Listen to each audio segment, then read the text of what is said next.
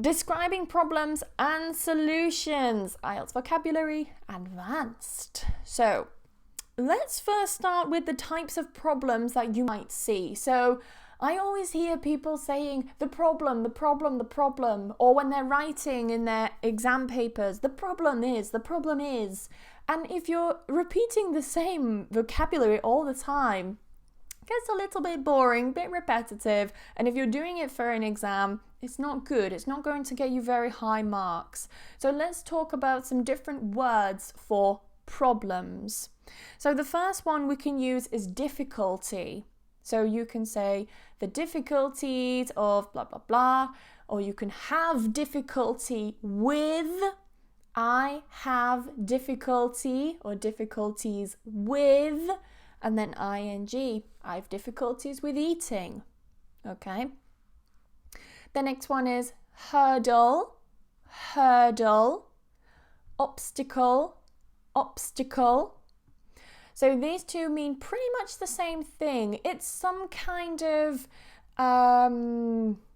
something which is in the way that stops you from progressing.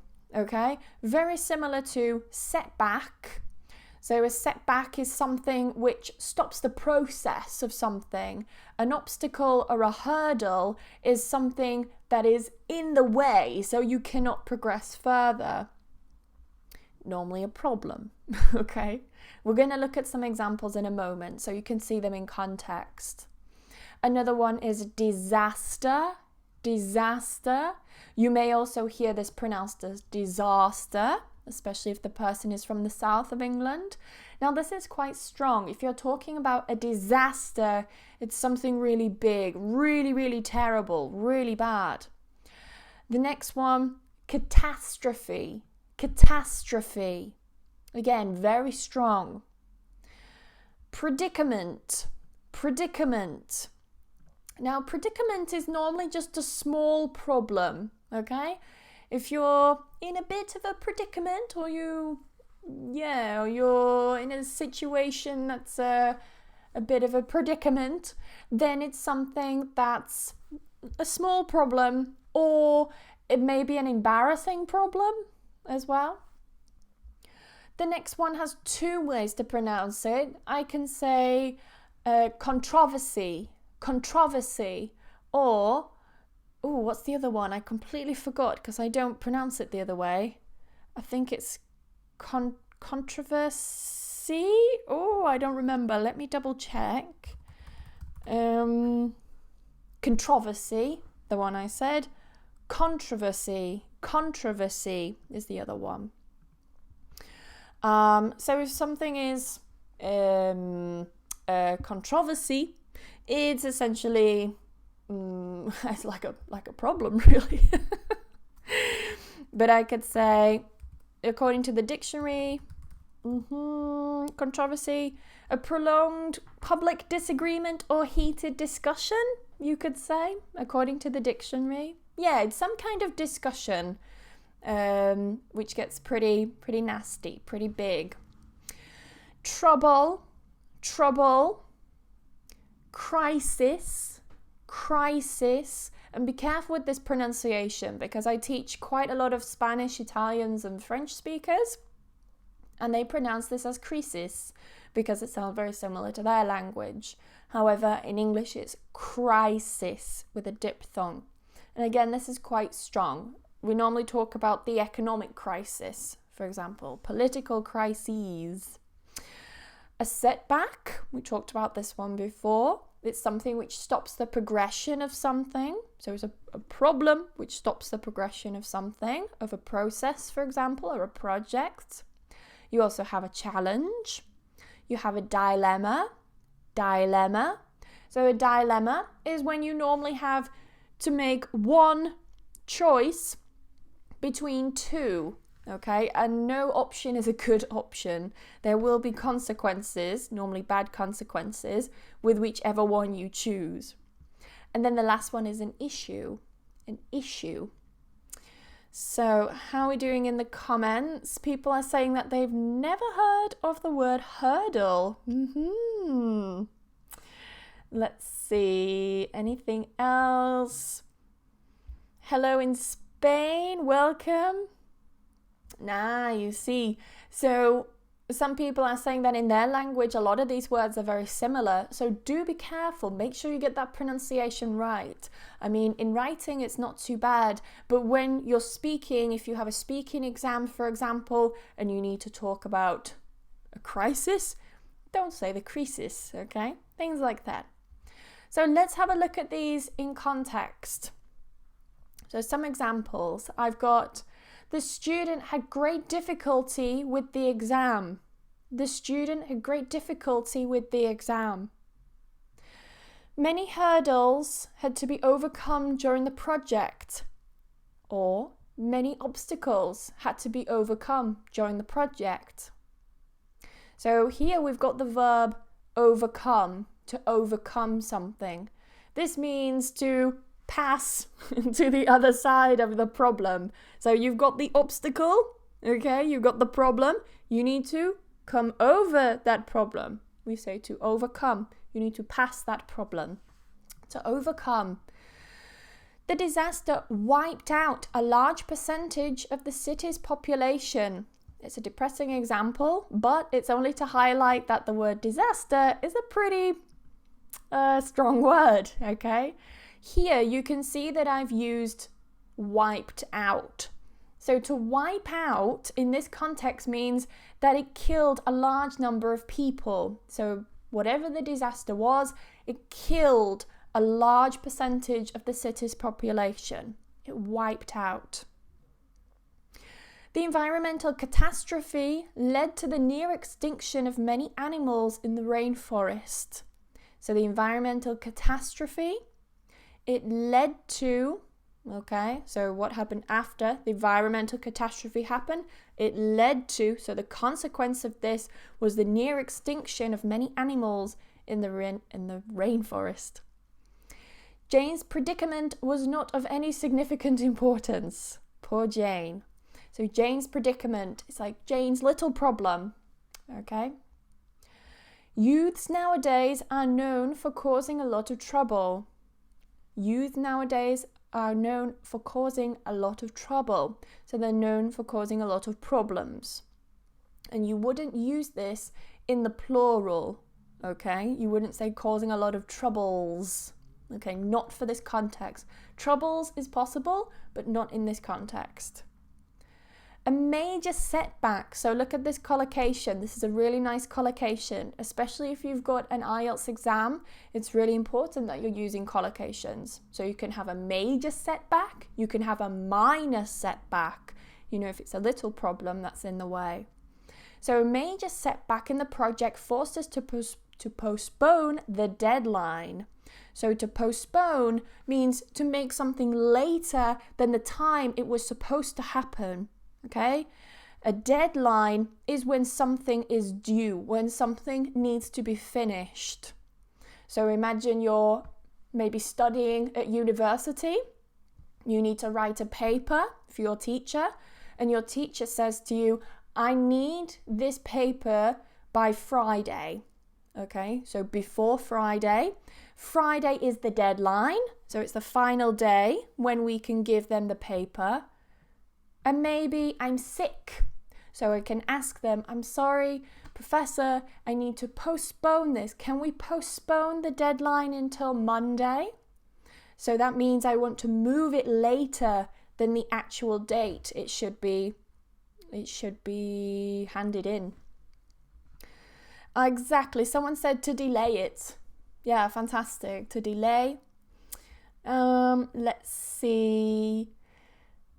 People are asking about words. As Carlos has said, just check in the Cambridge Online Dictionary. It's a completely free resource. Or if you're still a bit confused, just translate it, okay? I recommend the website Word Reference if you need to translate anything. So use that website if you need to. So the challenges which many young people face nowadays are ever increasing. So are ever increasing, meaning they are always increasing, they're continuously increasing, are ever increasing. It is common for us to face minor dilemmas in everyday situations. So look, a minor dilemma. Okay, minor dilemma. The issue regarding the politician's lies must be rectified before the situation exacerbates. Ooh. So, what does rectified and exacerbates mean? Well, we're going to have a look at those in a moment. So, let's have a look at some vocabulary, particularly some verbs, to talk about how to make things worse and to make things better. Because if you're just always saying all the time, oh, this makes it better, oh, this makes it worse, oh, this is not good, etc., then you're not going to get very high marks if you're taking an exam. And if you're wanting to use this in every day, I mean, it makes your language a little more colourful. So to make worse, we have to exacerbate. Exacerbate. So this X here, this X is pronounced as a G. Exacerbate. To hinder, to hinder, to complicate, to complicate. Now, of course, complicate it means to make something more complicated. To exacerbate means to just make something worse. To hinder, I'd be interested how the dictionary defines this one.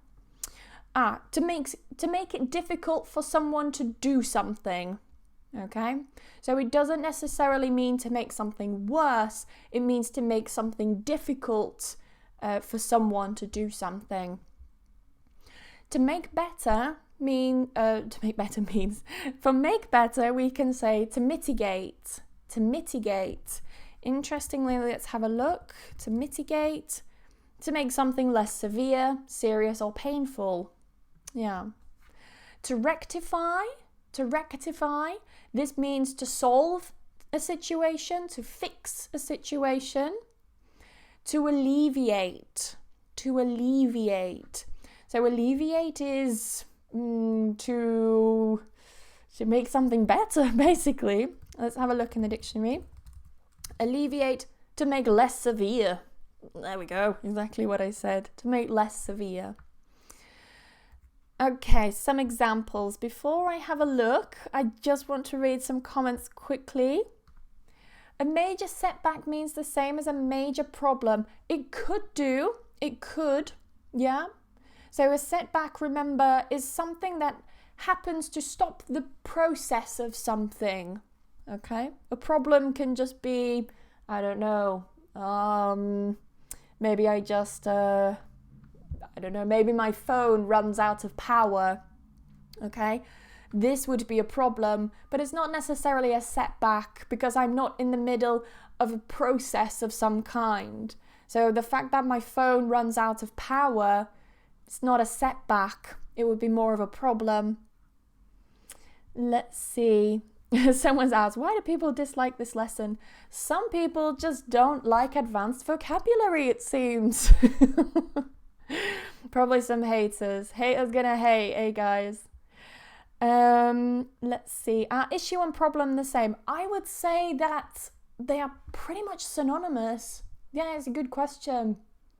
Yeah, they're pretty much synonymous. I mean, if I said I have an issue with my phone, I have a problem with my phone, pretty much the same thing. There are certain contexts where I wouldn't be able to use problems, but I could use issues, for example, and vice versa. For example, I could say, oh, that girl has issues. I wouldn't say she has problems. They mean two different things. If I say she has issues, it's like, oh, she's acting very strangely towards me. Like, you know, she's been horrible towards me or something like that. Maybe she has some kind of mental problem, you could say. But if I say she has problems, that sounds like actual problems in her life, not necessarily something mental or something personal with me that she has issues with. Let's see, anything else? People are asking for a lot of synonyms. If you're looking for synonyms, then try a thesaurus. I'm not saying that to to be like, try a thesaurus, but I mean, just take a look in the thesaurus and you can find so many different ways to say the same thing. Issues and difficulty, yeah, they're very similar, but I have issues with my phone. I have difficulties with my phone. Yeah, they're not quite the same in every context. Okay, let's have a look at some examples here and I'll come back to the comments, don't worry. So some examples. Introducing higher taxes could exacerbate the issue of homelessness which the population is currently facing. Haha, quite a posh sentence, okay? So introducing higher taxes could exacerbate the issue. So it could make the issue worse of homelessness. So homelessness is the noun form for when you have no home, okay? If you have no home, you are homeless. I am homeless. Now I hear a lot of students saying there are many homeless people in the streets. That's absolutely fine if you say there are many homeless people in the streets. But if you say, I see a lot of homeless, and they're using homeless as a noun, you can't use homeless as a noun to refer to a person. You would have to say a homeless person. If you're referring to the whole notion of not having a home at all, this would be homelessness. But it doesn't refer to the person, and which the population is currently facing. So it's the population they're currently dealing with right now. Language barriers can often hinder communication, although using a translator can help to alleviate this problem. So can often hinder communication. So remember, hinder is to cause some kind of difficulty in something, okay? What was the actual definition? It's to stop someone from doing something, wasn't it? Make it difficult for someone to do something or for something to happen. Oh yeah. And to alleviate this problem is to make it better, to make it less severe. Okay, of course, you're going to have some problems if you're using a translator, such as Google, but it will help alleviate the problem, makes it a little bit better. Introducing the new policies could complicate the current predicament which the company is currently in. I believe that drastic measures must be taken to rectify this situation, and these policies are not an appropriate solution. Quite a long sentence here, or example, I should say. We have two sentences. So, introducing the new policies could complicate the current predicament. So, complicate the current predicament, some little issue that the company is currently in. I believe that drastic measures, look at this, that drastic measures, a nice collocation there. So basically your measures are, how would you describe them? Measures, the plan, you could say, like some kind of plan needs to be made, and drastic ones, so quickly, yeah? Some quick ones which are going to be very effective must be taken. So you take measures. I see some people say you need to make measures, but we take measures, okay, to rectify, to solve, to fix the situation. Then the last one, organising more frequent bin collection days can help mitigate the current issue we have with maggots and other pests infesting the streets. Now, this sentence actually relates very well to the current situation that's happening in Bristol, where they have reduced the number of bin collection days. So in England, in the UK in general, what we do is we have our own bin for our house, and we basically put our rubbish in this bin, and then normally once a week we put the bin at the front of the house, and a truck comes along, they empty the bin, they put the rubbish in the back, they put the bin back, and then they drive to the next place. So yeah, apparently they're not doing that so much in Bristol. They're reducing this. So at the moment there are a lot of maggots. So maggots are like you could say the baby form of a fly or an insect of some kind. So it looks like a little worm. I mean, you can Google image that one if you like. And other pests. So a pest is some kind of animal or insect which you don't really want in your home. And infesting, to infest, okay, is normally what a pest does. So it's when there are many of them, they're taking over the place. So there are a lot of maggots and pests at the moment in Bristol. Luckily not in my area. In some areas it's a real problem.